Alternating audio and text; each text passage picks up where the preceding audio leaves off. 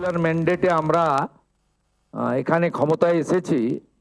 On 9th in presence of our honorable prime minister I took the oath এবং 11 তারিখে 11th of May আমি first cabinet meeting করি আমাদের state সেক্রেটারিয়েটে in presence of the chief secretary and my 5 cabinet colleagues. সেখানে আমরা অনেকগুলি historic decision নিয়েছি। তার মধ্যে এটা যদিও ক্যাবিনেটের ছিল না, এটাই অ্যাডমিনিস্ট্রেটিভ ডিসিশন। এখানে চিফ সেক্রেটারি নিজেই ডিসিশন নিতে পারতেন। এক্ষেত্রেও অত্যন্ত খারাপ একটা ইনস্ট্যান্ট তৈরি হলো অন রেকর্ড যে দিদেন টাইম চিফ সেক্রেটারি তিনি কিন্তু সেন্সাসের ক্ষেত্রেও তিনি পলিটিক্যাল কনকারেন্সের অপেক্ষায় ছিলেন। যাই হোক, আমরা প্রথম দিন এটাকে অর্ডার আকারে honourable chief secretary government of West Bengal তিনি এটাকে অর্ডার আকারে বের করেন এবং আমরা এই সেন্সাসের কাজটা শুরু করি। আপনাদেরকে আমাদের সেন্সাস ডাইরেক্টর আমাদের ডক্টর রশ্মি কমল তিনি বিস্তারিতভাবে বলেছেন জনস্বার্থে। আমি আপনাদের মাধ্যমে সবাইকে অনুরোধ করব যে এই যে প্রক্রিয়া চলবে আমাদের 1 আগস্ট থেকে ফেব্রুয়ারির এন্ডের মিডনাইট অবধি, এই পুরো প্রক্রিয়াতে সবাই মিলে এটাতে অংশগ্রহণ করবেন, কোঅপারেশন করবেন। যে নতুন দুটো সুবিধা এই প্রথম আমরা সেন্সাসে, লাস্ট সেন্সাস 2011-এ হয়েছিল, তারপরে আমরা নতুন দুটো সুবিধা ভারতবর্ষ জুড়ে দেওয়া হচ্ছে এবং ভারতের বিভিন্ন রাজ্যে ইতিমধ্যে এই প্রক্রিয়া অনেকটা এগিয়ে গেছে, আমরা অনেকটা পিছিয়ে গেছি।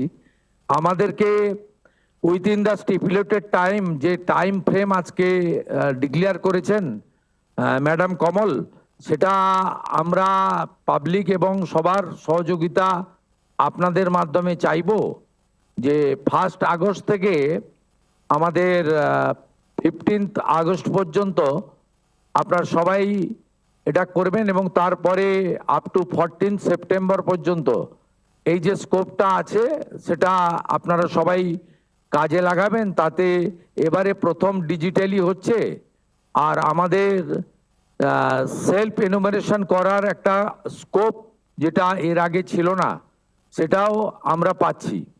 আমি এই সেন্সাসে সকলের অংশগ্রহণ, পার্টিসিপেশন এবং আপনাদের সবার সহযোগিতা প্রার্থনা করব, কারণ এটি অত্যন্ত গুরুত্বপূর্ণ এবং বিশেষ করে আমাদের এই রাজ্যে সেন্সাসের ডাটা খুব ইম্পর্টেন্ট।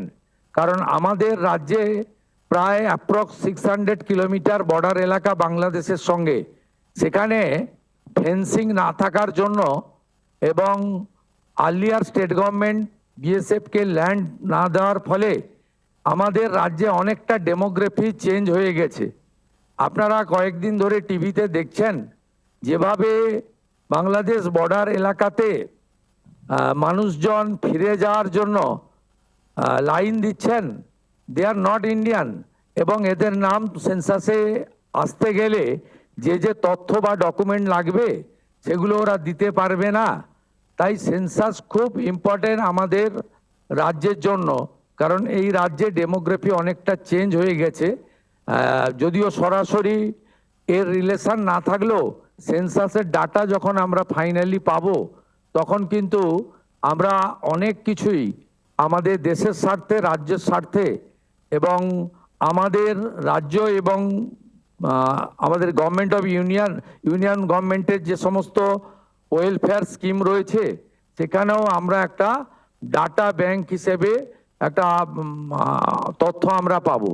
আমি তাই কথা না বাড়িয়ে আমাদের মিডিয়ার মাধ্যমে, print media, electronics media, social media, YouTuber যারা আমাদের এই লাইভ ফলো করছেন তাদেরকে, তাদের মাধ্যমে আমি সকলের সহযোগিতা এবং অংশগ্রহণ প্রার্থনা করব এবং যারা সেন্সাসের দায়িত্বে থাকবেন তারা যাতে সুন্দরভাবে অত্যন্ত সুনির্দিষ্ট সময়ের মধ্যে এই কাজটা করতে পারেন সেই জন্য স্টেট গভর্নমেন্টের পক্ষ থেকে ঐকান্তিক আবেদন জানাবো।